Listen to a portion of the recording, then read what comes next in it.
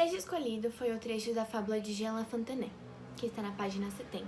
Escolhemos esse trecho porque ele representa bem esse paradigma entre o campo e cidade. Nessa fábula, fala sobre um ratinho burguês e um ratinho da cidade. Os dois são primos. O primo da cidade convida o seu primo do campo para visitá-lo. E durante um dos jantares, esse jantar ele começa a surgir uns barulhos no interior da casa e isso começa a assustá-los. Então, o primo do campo convida o seu primo para passar uns dias no campo. Por quê? Porque de nada vale o sofisticado modo da cidade se você não pode sossegar e ter o refúgio seguro do campo. Então, às vezes é preferível o campo porque você se sente mais. Como foi dito, são várias as mudanças entre campo e cidade. A gente tem as mudanças em quesito ao acesso. Acesso à tecnologia, acesso a serviços básicos como tratamento de água, tratamento de esgoto, hospitais e escolas. Normalmente tudo isso é encontrado com maior quantidade e maior qualidade nas cidades do que no campo. A gente tem também diferença no quesito de oportunidades. Na cidade você tem muito mais emprego do que você encontra no campo. De estudo também as oportunidades são muito diferentes. A gente tem a diferença também em quesito da estrutura de moradia desses lugares. Então, na cidade você encontra casas e prédios e todos muito aglomerados, o que faz ter o uso de transportes coletivos, como ônibus e metrôs, coisa que você não encontra no campo, que é um lugar onde as casas, que são chácaras ou fazendas, e elas são bem afastadas uma das outras. Tem também a diferença na visão entre esses dois modos de vida. Então, se você for da cidade, você vai ser visto como intelectual e avançado. Mas se você for no campo, você vai ser visto como caipira ou atrasado.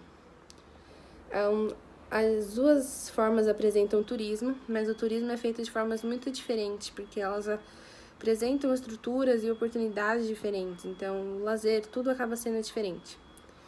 E a questão também principal, por conta desse quesito das moradias serem muito próximas da outra, você tem muito prédio, você quase não encontra paisagem e nem natureza na cidade.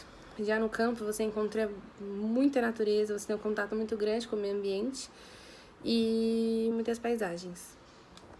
Aqui a gente vê o primeiro mapa, que mostra a população rural no Brasil.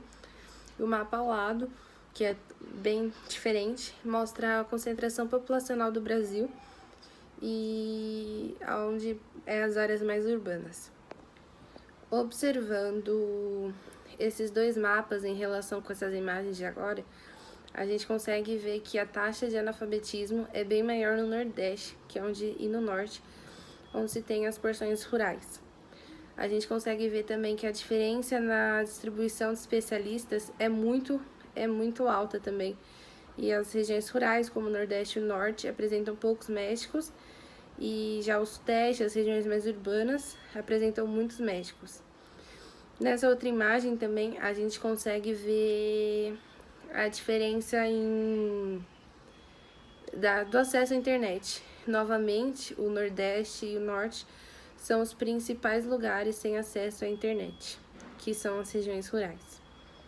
Êxodo rural significa sair do campo e ir para a cidade.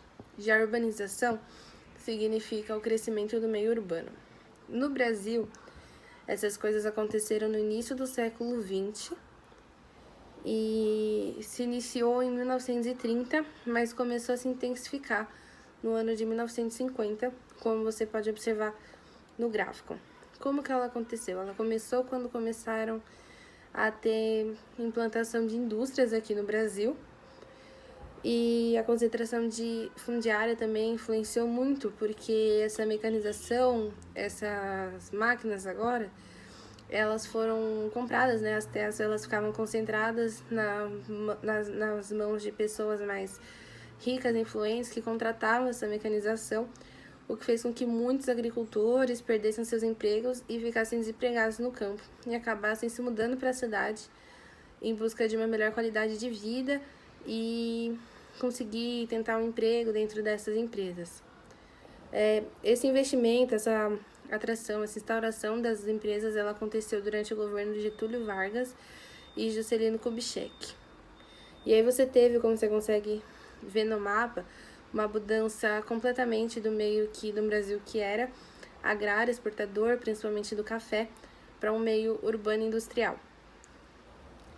O sudeste do país, como é possível observar também, ele sempre teve uma melhor infraestrutura, o que fez com que ele fosse mais atrativo e as empresas se instauraram lá primeiro e em muita quantidade. E a gente consegue ver que no mapa, né, é a região que mais apresenta empresas. E também por conta dessa questão da infraestrutura, cada região do Brasil teve uma urbanização diferente. E isso, como a gente pode ver nesse mapa que mostra o PIB, influencia a economia até hoje. As principais atividades econômicas do campo se baseiam no setor primário, ou seja, agricultura, extrativismo, mineração, silvicultura, pecuária. A agricultura ela é baseada na agricultura familiar e a agricultura de plantation, que é voltada para o exterior, e a familiar voltada mais para o comércio interno. O turismo vem crescendo bastante nessas áreas mais rurais. Por quê? Devido a essa modernização que o setor do campo vem crescendo, vem sofrendo, então às vezes acaba se tornando até mais interessante você ter esse turismo. Outro setor que está crescendo bastante é das empresas rurais, ou seja, as empresas que são mais voltadas para a administração das atividades do setor primário. Porém, essas atividades, elas trazem muitos riscos para a saúde e para o meio ambiente. Atualmente, o Pantanal está sofrendo com uma das suas maiores queimadas devido das queimadas propositais que os agricultores e pecuaristas causaram visando aumentar o seu espaço para a plantação e para o pasto. As principais atividades econômicas da cidade se dão na relação entre o setor terciário e o setor secundário, ou seja, entre as indústrias e os prestadores de serviços. Na cidade também tem muito o turismo, sedes administrativas e o comércio. Essas atividades são predominantemente na cidade devido à sua alta urbanização e modernização. Então é interessante explorar essas atividades nessa área. As principais exportações brasileiras se dão basicamente por soja, minérios de ferro, cana-de-açúcar ou açúcar, e alguns óleos derivados do petróleo. Cada modal tem as suas vantagens e desvantagens. No campo, você tem um contato muito maior com a natureza. E uma das principais atividades econômicas é a agricultura, o cultivo. O que faz, então, com que o pessoal tenha uma melhor alimentação e a saúde nesse lugar acaba sendo muito melhor. Você tem também maior coesão social, que faz com que você se sinta mais pertencente àquele lugar, com uma maior relação de vizinhança.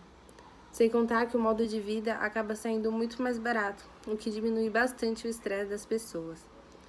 Mas em quesito, apesar dessas coisas boas, você tem também as desvantagens. Então, você tem essa dificuldade de acessar serviços básicos essenciais, como hospital, um tratamento de água, uma eletricidade e até uma escola, o que faz com que tenha também um baixo nível de instrução nessa região também, por ter baixo acesso à tecnologia.